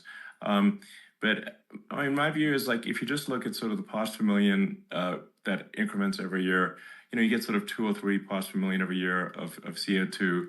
I mean, I think some of that it's problematic if it accelerates, if you start going from 2 or 3 to say 5, and then there may be some situations where you get just a step change increase in the CO2, and I think we don't want to get too close to 1,000 ppm, because like that's actually makes it uncomfortable to breathe. Like just existing in 1,000 ppm CO2 is uncomfortable. That's like that's considered like an industrial hazard, right? Just so it's that's actually, you start getting headaches and stuff. So it's even without global warming, it's not comfortable to live. So you don't want to get too close to that. But I mean, I think we want to just move over, and if I don't know, 50 to 100 years from now, we're I don't know, mostly sustainable, I think that'll probably be okay. So it's not like the house is on fire immediately, but I think it is something we need to move towards. And on balance, it's probably better to move there faster than slower. But like I said, without vilifying the oil and gas industry, and without causing hardship in the short term, I think this can be done. Without but people can still have a steak, and they can still drive gasoline cars, and this it's okay. It's like, it's not, I don't think we should vilify people for it, but I think we should just generally lean in the direction of sustainability. And I actually think solar is going to be a majority of Earth's energy generation in the future, and it's certainly trending that way. And so you get the solar power, combine that with batteries, so because obviously the sun doesn't shine at night, and then you use that to charge the electric cars, and you have a long-term sustainable solution. And that's what Tesla's trying to move things towards, and I think we've made a lot of progress in that regard. But when you look at our cars, we don't believe environmentalism, that caring about the environment should mean that you have to suffer. So we make sure that our cars are beautiful, that they drive well, that they're fast, they're sexy. I mean, they're cool. In fact, literally, I made this sexy joke: Model S, Model 3, Model X, and Y spells out sexy. It's probably the most expensive joke out there. But I don't know, I like cheesy humor, So, but I'm a big fan of, like, let's have an inspiring future, and let's work towards a better future, and we do so without demonizing Right. people. I'm okay. It's very interesting. You use the word global warming, and today they use the word climate change because you have some places that go up, and so they were getting themselves in a little trouble with the word global warming, because not every place is warming. Some places are going the opposite direction. But I'm sort of waiting for you to come up with solar panels on the roofs of your cars and on the trunks of the cars, and it just seems like something that at some point you will come up with. I'm sure you'll be the first. But it would seem that a solar panel on the roofs, on flat surfaces, on certain surfaces might be good. Yeah. At least in certain areas of the country where you have the world, Sure, where you have the sun. But I would think, and I have no idea because that's not my world, but I would think that this would be something that would be interesting. But the one thing that I don't understand is that people talk about global warming or they talk about climate change, but they never talk about nuclear warming. And to me, Sure. that's an immediate problem, because you have, as I said, 5 countries where you have major nuclear, and probably some others are getting there, and that's very dangerous. That's where you need a strong American president, because you don't want to have this proliferation. But you have 5 countries and getting more. China is much less than us right now, but they're going to catch us sooner than people think. They're way lower. Russia and us are number 1, and I mean, we're sort of tied. And China is far behind, but they're developing at a level that you're not surprised to hear, very fast. They'll end up catching up, maybe even surpassing. But to me, the biggest problem is not climate change. It's not, and everything's a problem, but it's degrees. To me, the big problem is the nuclear power. The power of nuclear is so great. And when I talk about I'll prevent World War III, I will. But the truth is that you have to, because this is no longer army tanks going back and forth and shooting at each other. This is a level of destruction and power that nobody's ever seen before. Yeah, and actually, there's the bad side of nuclear, which is a nuclear war, very bad side. But there's also, I think, nuclear electricity generation is underrated. You're right. And it's actually, people have this fear of nuclear electricity generation, but it's actually one of the safest forms of electricity generation. It's just a huge misunderstanding. And if you look at the injuries and deaths, caused by, say, I mean, I'm not trying to pick on coal mining, but just any kind of mining operation. And there's a certain number of injuries and deaths per year. And you compare that to nuclear. Nuclear is actually way better. So it's underrated as an electricity source, and I think it's something that's worth reconsidering. But there's so much regulation that people can't get it done. So that maybe they'll have to change the name. The name is it's a rough name. There are some areas like when you see what happened in bad branding. Right, we'll have to rebrand it. We'll have to give it a good name. We'll name it after you or something. No, it has a branding problem. When you see what happened, it does have a branding problem. When you see what happened in Japan, where they say you won't be able to go on the land for about 3,000 years. Did you ever see that? And in Russia, where they had the problem, where they there's a lot of bad things happened, and they have a problem. And they say that in 2,000 years, people will start to occupy the land again. You realize it's pretty bad. No, that's not true. But you're right about it. It's amazing. It's actually not that bad. So like after Fukushima happened in Japan, like people were asking me in California, are we worried about like a nuclear cloud coming from Japan? I'm like, no, that's crazy. It's not even dangerous in Fukushima. I actually flew there and ate locally grown vegetables on TV to prove it. And I donated a solar water treatment, a solar powered system for a water treatment plant. And but you haven't been feeling so well lately, and I'm worried about it. No, but I mean, I'm only kidding. It's fine, It's like Hiroshima and Nagasaki were bombed, but now they're like full cities again. So Right. it's Well, really that's not right. That's something that That's right. So it's not as scary as people think, basically. But Yeah. let's see. Are there some other topics we should touch on? Like lawfare. I think Well, we need to be concerned about what they've done to this country. Obviously, Yeah. yeah. Well, we just won the big I mean, case in Florida. This was a Biden administration did something that's never been done in this country, and that's go after their political opponent, me, with this nonsense and just nonsense. And the big case in Florida we won, but they always pick a judge and a jury, and they use local DAs, they use the local attorney generals, like Fani, Fani, spelled Fani, Fani. And it's all a big hoax, and it's all run from there. Like in Manhattan, one of the top people from the Justice Department went in, ran Manhattan, ran the state. The Letitia James deal was run by a person from the Department of Justice, Biden. They've never done this before, and they set up a very bad precedent. It's called lawfare, warfare. It's a terrible thing, and never happened in our country. It does happen in banana republics and third world countries, but it's never happened. And the incredible thing is it actually drove my numbers up because people see, fortunately I have a platform like you, or, in all fairness, like a conversation like this, where I can talk about it and people understand. I mean, you fight for election integrity and you end up getting indicted because you're fighting for election integrity. And when the day comes that you can't fight for election integrity, you don't have a country anymore. So what happens is they went after their political opponent, me. Now Biden's, close to vegetable stage, in my opinion. Okay, I looked at him today on the beach and I said, why would anybody allow him? The guy could barely walk. Why would anybody allow him? Does he have a political advisor that thinks this looks good?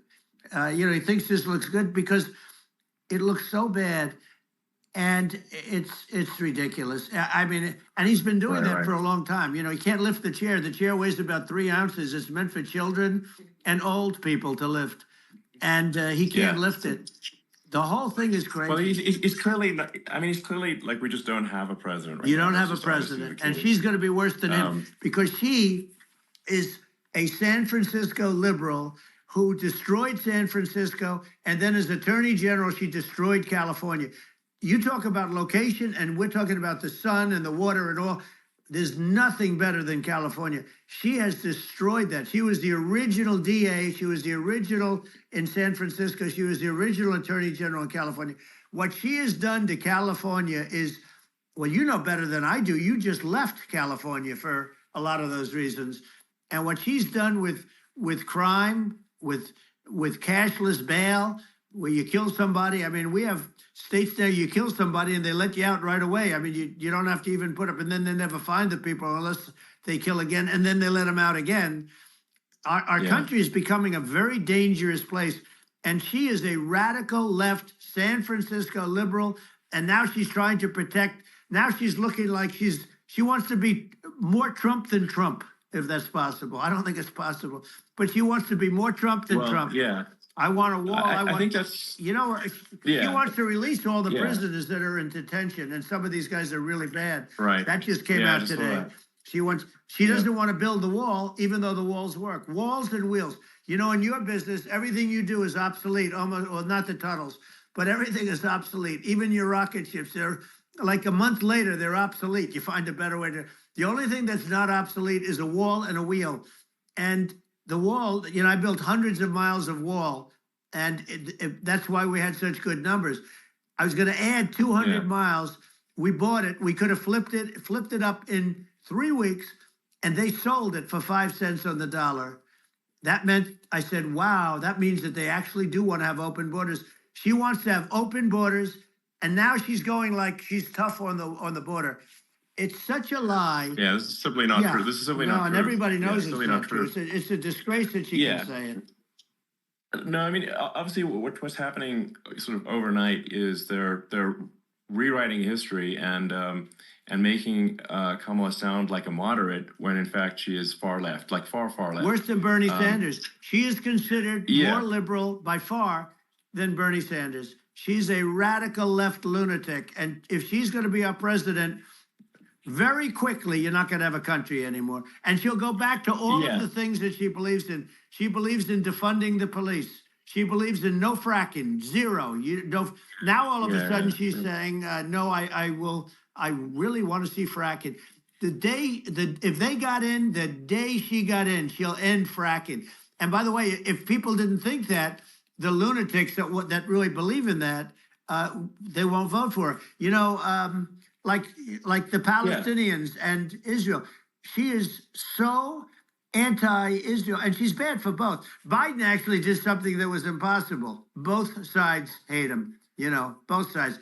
That was a hard thing to do, unification. Yeah, no. I mean, Netanyahu came to give a talk to a joint Senate and House sitting, and I was there, and Kamala stood him up. You know, what does that say? I think it's highly disrespectful. And I say, if you're a Jewish person or if you believe in Israel, if you're a person that, you know, is very pro-Israel, if you vote for her, it's worse than Biden. And Biden was bad. But if you vote for her, you ought to have your head examined. And you see tonight, I mean, as we're doing this, I'm seeing reports coming that they expect an attack tonight or tomorrow from hundreds and maybe thousands of rockets.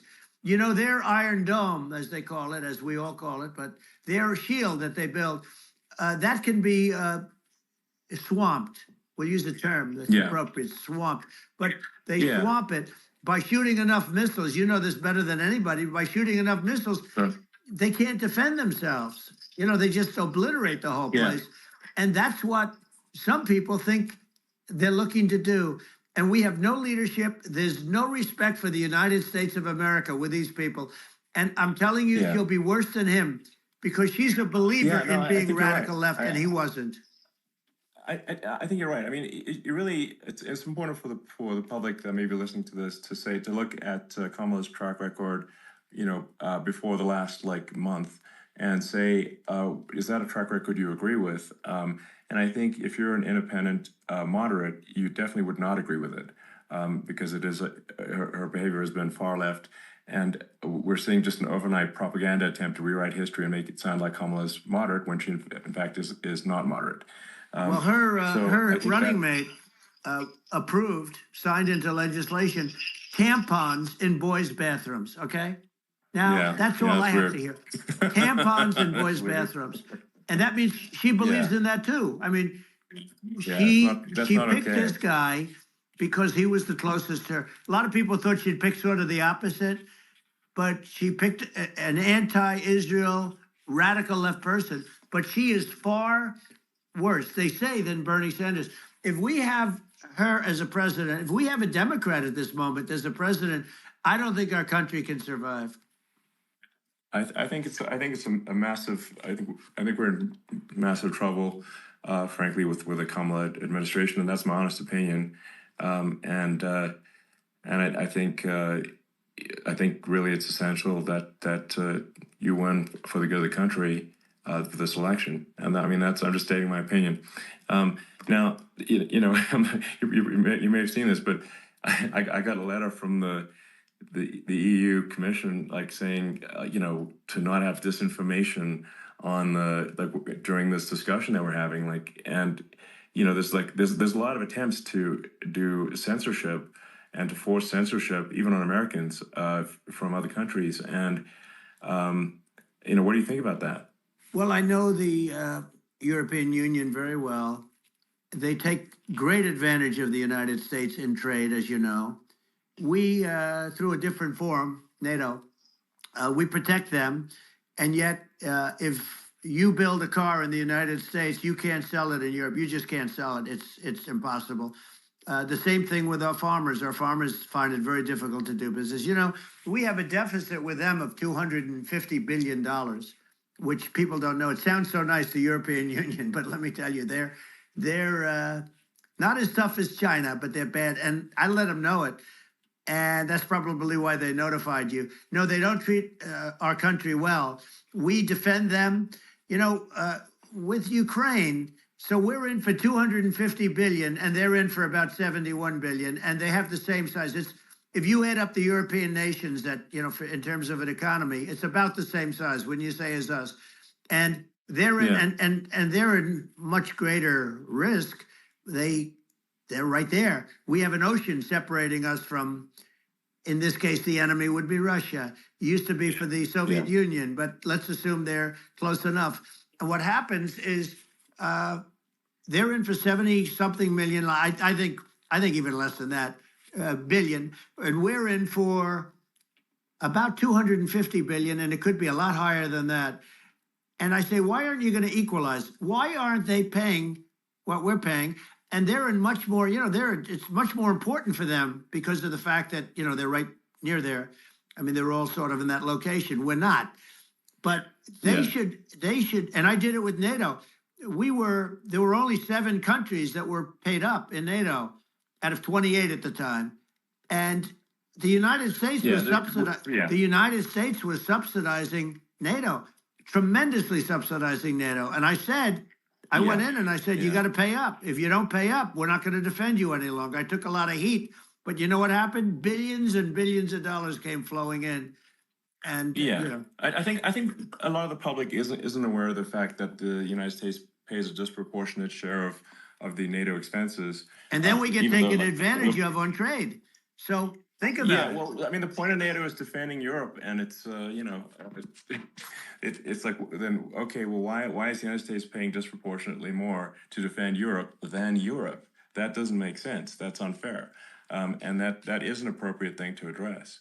Well, when you talk about cost cutting and savings and everything else, I mean, honestly, look, there's nobody that feels worse about the Ukraine situation than I do, because I know it would have never happened. I know Zelensky.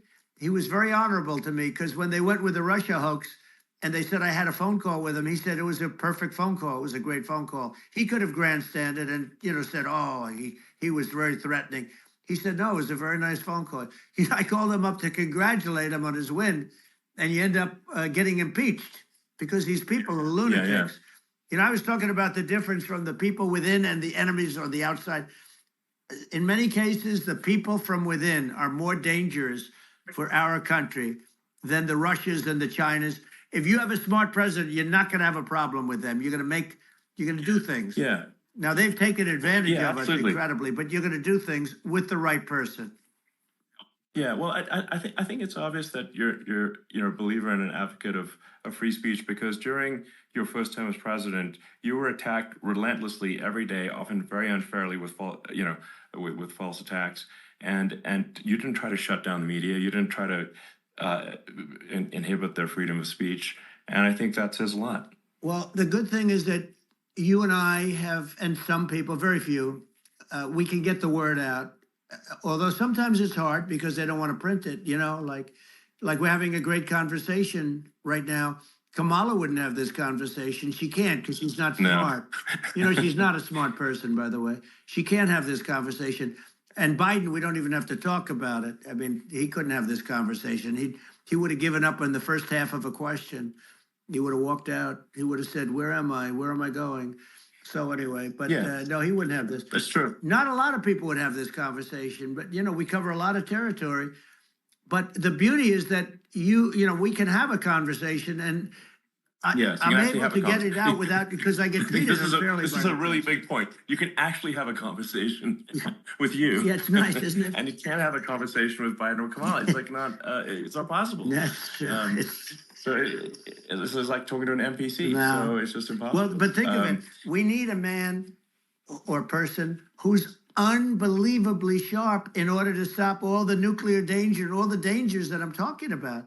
And I got along with all these. I got along with Kim Jong-un. We had dinner. We had everything. And he really liked me, and I got along with him really well. By the way, he's the absolute boss over there. A lot of people said, oh, do you think you really? That's Let me tell you, I saw things that you don't want to know about. He is the boss. But we had a good relationship. And he doesn't like Biden. He considers him a stupid man, he said. He's a stupid man. Well, at least he speaks his mind. But, you know, in this country, you're not sort of allowed to say it, but I guess you are. You should be allowed to say it Yeah. if it's true. But we need smart people, and we need people that have an ability to lead. And she doesn't have that ability. Can you imagine? Now, you know Chairman Xi very well. Can you imagine her and him negotiating, or No, it's even silly. It would be standing silly. together? It is, the whole concept is ridiculous. She is terrible. She's terrible. But she's getting a free ride. I saw a picture of her on Time Magazine today. She looks like the most beautiful actress ever to live. It was a drawing. And actually, she looked very much like our great First Lady, Melania. She didn't look, she didn't look like Camilla. That's right. But of course, she's a beautiful woman. So we'll leave it at that, right? Yeah, well, you know, maybe it's like I think it's part of what people in America want to, people in America want to feel excited and inspired about the future. They want to feel like the future is going to be better than the past, and that America is going to do things that are greater than we've done in the past, reach new heights that make you proud to be an American, and excited about the future. They want the American dream back. They want the American dream back. More important than anything else. It's like you don't have that today because the people, they've been just sucked. They see incompetent people running our, the Biden thing is very interesting. People just found him to be incompetent. And when I debated him, I was like, is this for real? It was. Yeah, it was just absurd. But I think there are like some grand projects that we could do. I mean, I think like we could build a base on the moon. We could send American astronauts to Mars. We could build high-speed connections that are more advanced than anything else in the world between our cities, so people have fast transport. It's possible to solve traffic with tunnels. We've we already made great progress in Vegas doing that, and and just do things that are exciting and inspiring and make the future feel like it's better than the past. Well, I saw what you did in Vegas, and I'll tell you, it was amazing. I got to see. I took a big glimpse at it, and it's incredible. It's incredible, and you could do that all over. You could do that all over. It's deep. Yeah, you don't even need much structure. Assuming you're in the right area. No, it's straightforward. It's amazing. So and like I think we could do some things that like China's got incredible high-speed rail between its cities, but I think it's actually possible with tunnels if with deregulation, with an ability to actually where it's like legal to actually do the tunnels. Then you could have high-speed tunnels that are actually better than anything else in the world for high-speed transport between cities, and that would be something that Americans can say, wow, okay, we've got something that's cooler than anyone else in the world. That's the kind of thing that makes you proud to be an American. And much safer than surface trains, where there is a danger there, with people, with crazy people. It's much safer, much better. And, it's sad because I've seen some of the greatest trains. I find it fascinating. And I've seen the systems and how they work, and the bullet trains, they call them, I guess. And they go unbelievably fast, unbelievably comfortable, with no problems. And we don't have anything like that in this country, not even close. And it doesn't make sense that we don't. Doesn't make sense. Yeah, and I think also like there's I'm kind of hopping on the excess regulation, but I think something that I think people can generally understand is that what happens with laws and regulations is that there's more and more of them every year, and unless there's a process to clean them up, eventually everything becomes illegal, and that actually it slows down the development of new technologies. I mean, if you take the sort of like I think there's room for some reform at the FDA for improving the speed with which we approve drugs that could help save lives and improve people's lives. And I worked very hard on that. We got that down to the lowest number ever, and we got therapeutics approved in the FDA that people can't even believe the speed. But I took them on. I don't think they like me too much, but I got things approved in the FDA at numbers that they wouldn't believe. And it's a very bureaucratic group. Actually, it's a fine group of people in many cases. I got to know a lot of them, but I was pushing them really hard for Regeneron, for so many different things that were really pretty amazing. But the FDA takes too long. It's 12 years to get a product approved. I got it down to 4, and I got some things done very quickly, but it's really something that is going to have to be worked on because it takes too long. Just takes too long. Yeah, it just takes too long, and it's you end up in the same with the approval, but it's just it takes years instead of something that I think could potentially take months, and that improves people's lives. I think I just wanted to sort of hop on this point that like there has to be an active process for reducing rules and regulations, because otherwise they just keep building up every year, and you get like hardening of the arteries, and eventually everything's illegal or takes forever, and then we just ossify as a society. We can't make any progress, and it's a really big deal. Well, Elon, just getting back to the FDA for 1 second, I got something done called Right to Try. This is where you can go in, and if you're terminally ill, you can use a space age, medicine or whatever it may be. We have the best doctors, the best labs in the world. We really do.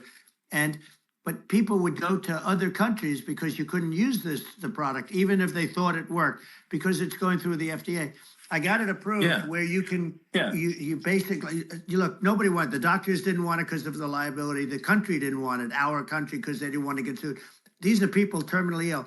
The insurance companies didn't want it, and the pharmaceutical companies, nobody wanted it. I got everybody into a room, and we came up with an agreement that you won't get sued. And also, they didn't want it on their record. If somebody's terminally ill and they die after taking a drug, they didn't want that on their record. So we set a separate list if somebody was, so it wouldn't count as a negative, okay? And as you know, we got it done. We have saved Right to Try. They've been trying to get this done for 58 years, and it sounds simple, but it wasn't, because of, the insurance companies, nobody wanted it, but we got it done. Somebody signs, you sign a document that you're not going to sue the insurance companies, the country, you're not going to sue anybody. And we got it done, and we're saving tens of thousands of lives. Right to Try. Hopefully you never need it, but if you do, you don't have to travel to Asia. People, if they had money, they go to Asia, they go to Europe. If they don't have money, they go home and die. That's what happened. They'd go home and die. Well, I mean, and actually, to give Europe some props here, it's like if a drug is approved in Europe, which has a crazy amount of regulations, it should obviously be approved in the U.S. I mean, they got more regulations than we do. So why would a drug be approved in Europe and not in the U.S.? That's crazy. Well, we did it. We did something that really, they've been trying to do it for 50 years, and they just couldn't get it done, and I got it done. And it's really something. But you're right. Some people go to Europe because a drug isn't approved here, but it's approved in Europe. And it's a drug that, generally speaking, would work. It's pretty crazy. Absolutely. So you're right. And I think so long as people are properly informed of the pros and cons, and like these are the risks, these are the risk, and like you make your own decision. That makes sense. Well, I think just, in sort of closing up, and by the way, I'm looking at the numbers. You got a lot of people listening. I hope you don't get nervous, because you got a lot of people listening to you right now, like 60 million or something. What is that number? It's crazy. It's amazing how you can see that right away. What is the number? Wow. What is it? Well, wow. I think in terms of people, that's bigger than you said. You said 25, and you're much more than double that number, 25 million. I think you're going to be 60 or 70. And I guess over a period of time, hey, I congratulate you. Do I get paid for this or not? Well, I think actually in terms of the number of people that will hear this conversation over the next few days to weeks, it's going to be hundreds. That's what they say. Yeah, that's good. Well, look, it's an honor. I just ask this: are you better off now, or were you better off when I was president? Nobody's better off now. People, we put out polls on that, and nobody's better off now. Inflation has killed it, and they also feel very unsafe. You look at what's going on with a lot of different things. You look at the riots we had at the colleges over, it's ridiculous, but all of the riots, they just feel unsafe. And now they really feel unsafe because you have a new form of crime. It's called migrant crime. I call it Biden migrant crime. Maybe I'll call it Kamala migrant crime. But with all these things, I always try to get to the ground truth by just asking people. And my mom lives in New York, and I was like, Mom, have any of your friends, been attacked or assaulted? And she said, yeah, 3 of her friends in 3 separate Crazy. incidents were assaulted just in recent months, just walking around the streets of New York. And I said, well, what happened to the people that assaulted them? Oh, nothing. They got away. Like, and they just know They always get away. nothing's going. And they don't even bother reporting it because there's not. They know that there's not. They're not going to. People are not going to get prosecuted. They just let violent criminals out in New York. The only one that zero gets bail. prosecuted is Donald Trump.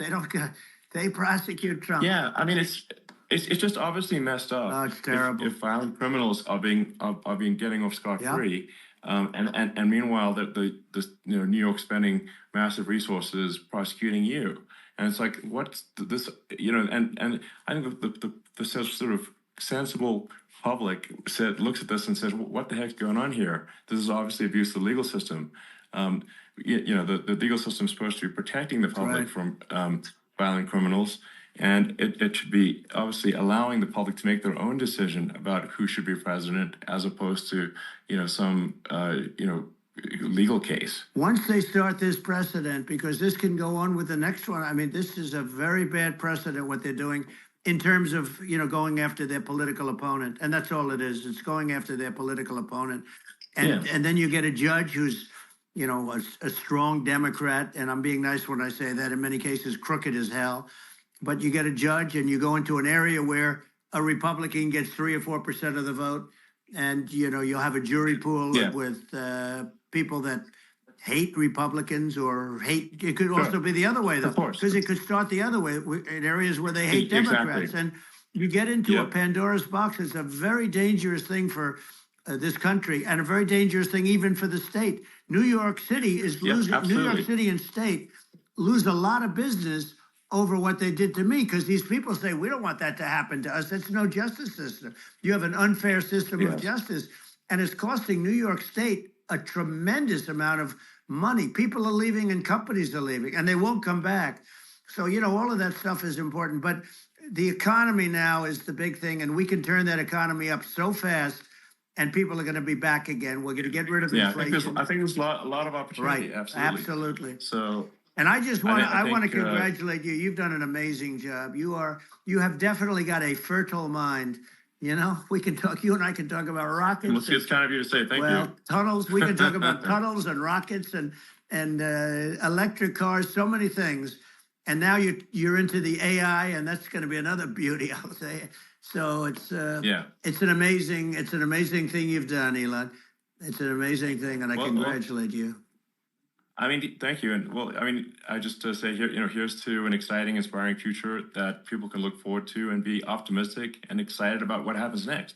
And that's the kind of future that I think you will bring as president, and that's why I endorse you. Well, I appreciate that. That endorsement meant a lot to me. Not all endorsements mean that much, to be honest. Your endorsement meant a lot. And, we have a phrase, make America great again. It's pretty simple, but it really says that we want to make America great again. And we can do it. We can do it now. But if we were going to suffer another 4 years like we've suffered for the last 4 years, I'm not sure the country can ever come back. That's how bad it is. It's so bad. We have to do a lot of things. I think that's a very real risk. Yeah, it's a big risk. It's a very real risk. Yeah. And it's, I'd just like to note to people listening, like I've not been very political before, and if you look at my record, I've actually been.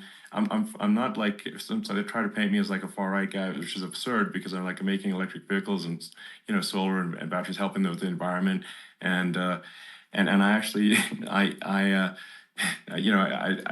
supported Obama. I stood in line for 6 hours to shake Obama's hand when he was running for president, and so it's not like I'm like some sort of dyed-in-the-wool long-term Republican. I'd call myself historically a moderate Democrat, but now I feel like we're really at a critical juncture for the country, and I think a lot of people thought the Biden administration would be a moderate administration, but it's not, and obviously we're just going to see an even further left administration with Kamala. That's my honest opinion.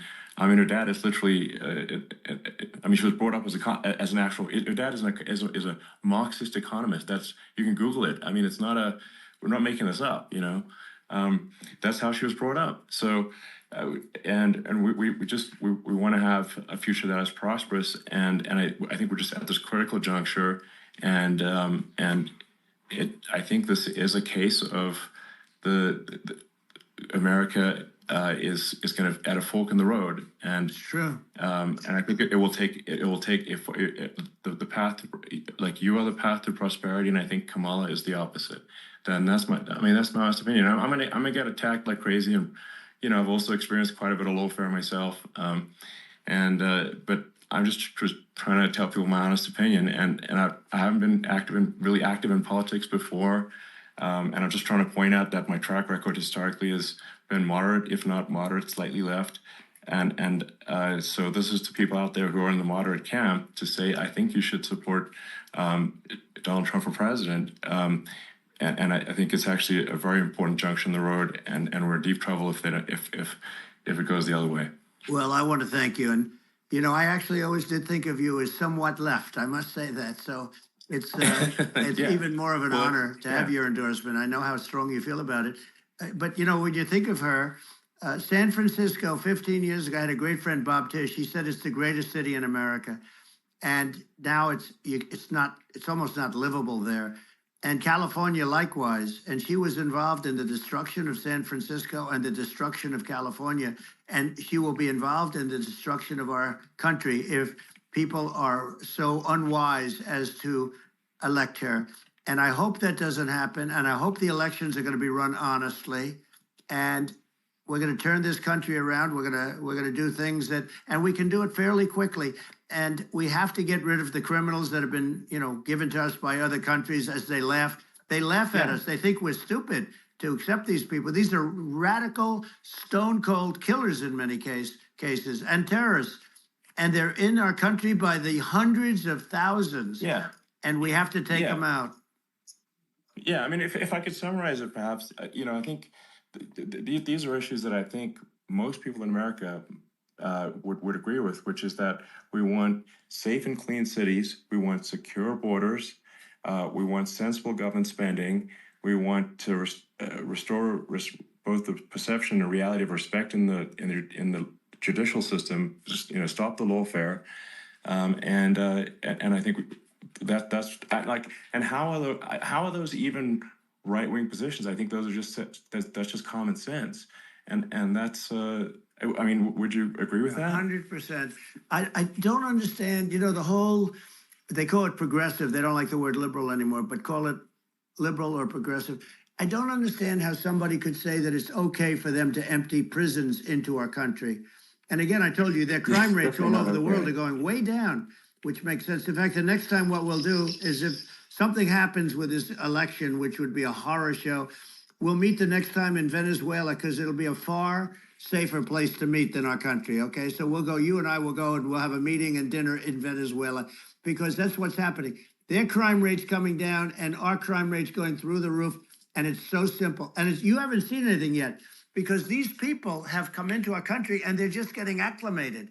And they don't know about being politically correct law enforcement or lack of law enforcement. And our police, I have to just end with this. We have great police. We have great law enforcement, but they're not allowed to do their job. They have to be able to do their job without being destroyed. Well, absolutely. And it's obviously demoralizing if you're a police officer risking your life to arrest violent criminals who could kill you and do kill you sometimes. And then you arrest the violent criminal, and then the DA, doesn't prosecute, and they just let the guy out. Yeah. Well, then, like, why should a police officer risk their life to arrest a violent felon? Well, even worse, if Elon, nothing's going to happen. Even worse, they prosecute the police officer. They go after it, and they prosecute the police officer, and they take away his pension. They take away his job. He loses his family. He loses his house. Well, I thought it was very telling, like incredibly telling, that when there was that case where sort of a gang of thugs beat up police officers. I think it was in Times Square in New York, and then nothing happened to those guys. They were let out, zero bail, and I think a bunch of them were given free tickets to California. Well, what is I mean, that is that is a gross indignity against the United States, and that's how. I mean, this is insane. Like, have we lost all pride? What that? How can such a thing be allowed to occur? I've never seen anything. You know, we see where they get shot. It's a very dangerous profession, but it's something they're very proud of, and they want to be able to do their job. But I've seen them get shot. I've seen a lot of things, but I've never seen where these guys are standing in the middle of a big street, everybody watching them, and they're literally boxing, like punching, stand up fighting a police officer. There were two of them, and yet about six of these guys, and they're punching the hell out of them. And in their own country, they would be dead if they did that. They'd be shot. Yes. They would be shot instantly. And, you know, they come from these countries, and it's taking them a while to realize that we don't do that in this country. But in their own country, if they stood on a street and had a fight with a police officer, they would be shot. There's no political correctness. And it's such a sad, it's such a sad thing to see. And that's the reason you have crime, by the way, because we don't do anything about it. Yeah, we just cannot have a situation where our police officers are beaten up on camera by a gang of illegal immigrants, and then nothing happens to the guys that beat up the cops. I mean, and they're let out.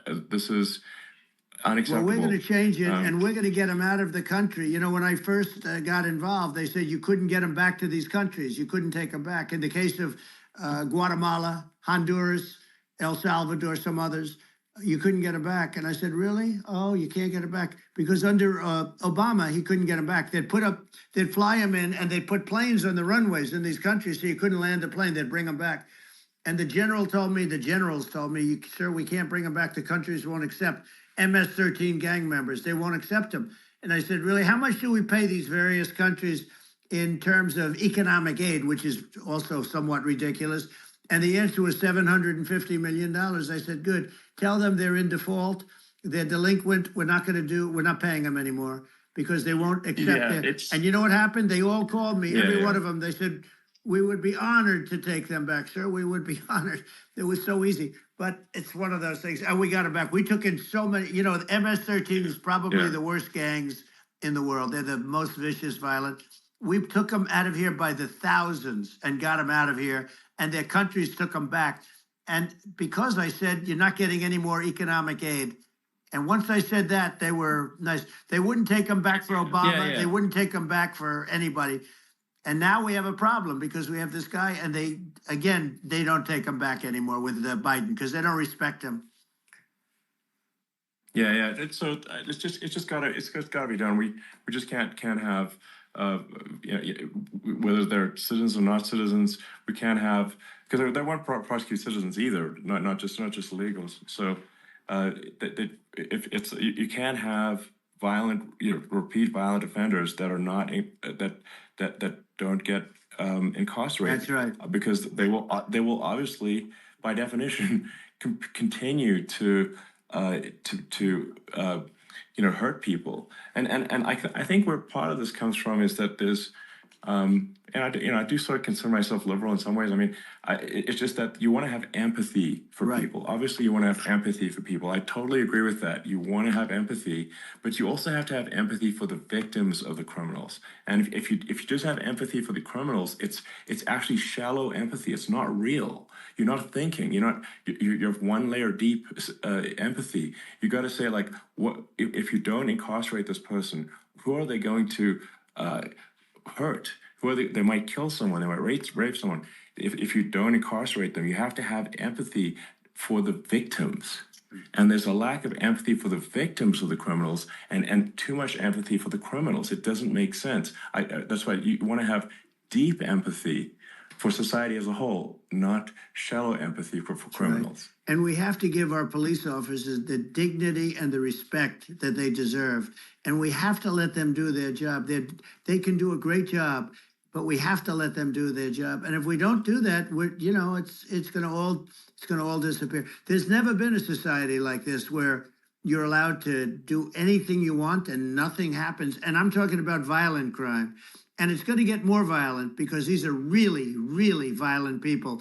And we're going to get them out of our country, and we're going to get them back to because they were sent here by the presidents and by the various people that run those countries. And I know every one of those guys. And they're smart people, and they're streetwise people. And they really think that the USA is stupid. They think we're run by stupid people, and they happen to be right. But when I was there, we had no problem. We got them out. We took out thousands of MS-13 gang members. We brought them back. And now, again, it's the same old story. We don't do it.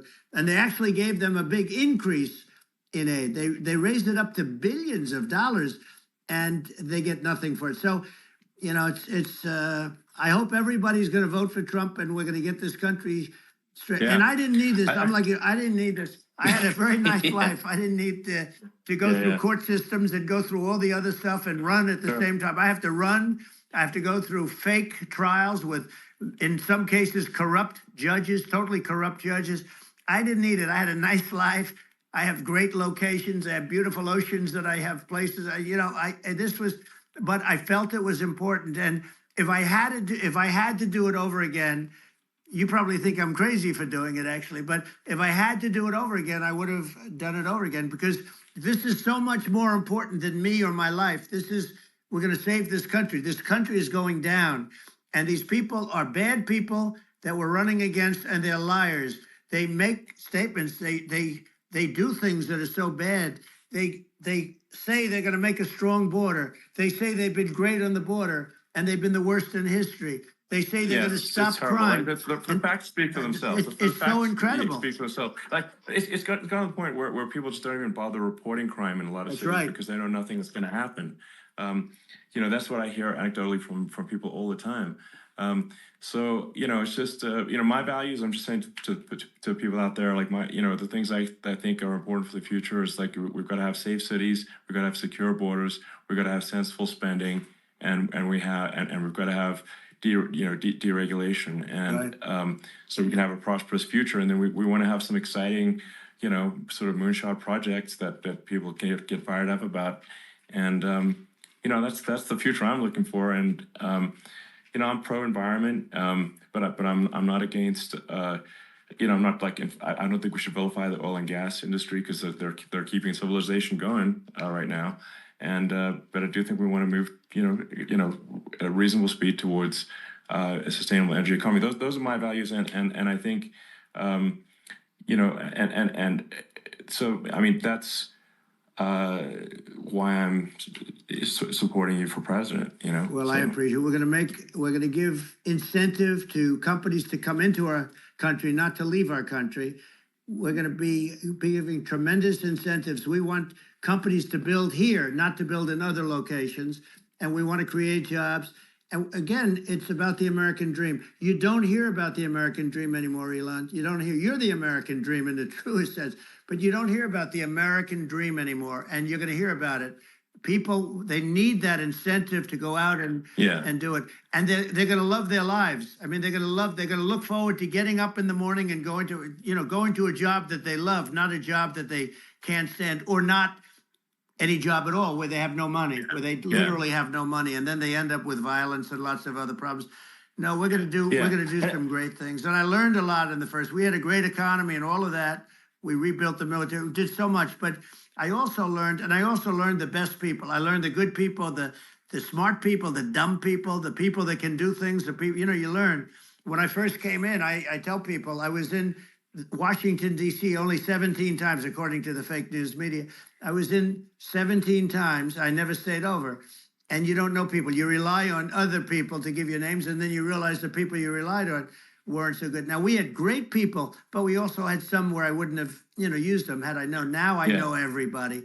And I think we're going to really turn things around fast. We have no choice. Otherwise, we're not going to have a country. And I really appreciate this. To me, it's been a lot of fun being with you. You're an amazing guy. You've done an incredible job and a great inspiration to people, a great inspiration. And I hope you keep going and just continue to do well. And we're going to have a big election coming up. And I think November 5th will be the most important day in the history of our country. I think that election will be the most important election.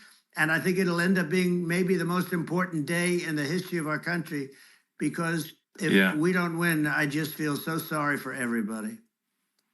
No, I think we're at a fork in the road of destiny of civilization, and I think we need to take the right path, and I think you're the right path. So I think that's what it comes down to. Thank you very much, Elon. It's a great honor, and we'll do it again sometime. And it's been really fun, and I hope you got a lot of viewers. I hear you got a lot, but I hope you got I know you got a lot of them. So I appreciate it. I'll see you soon. All right, sounds good. Thank you. Thank you, Elon. Thank you very much. Bye.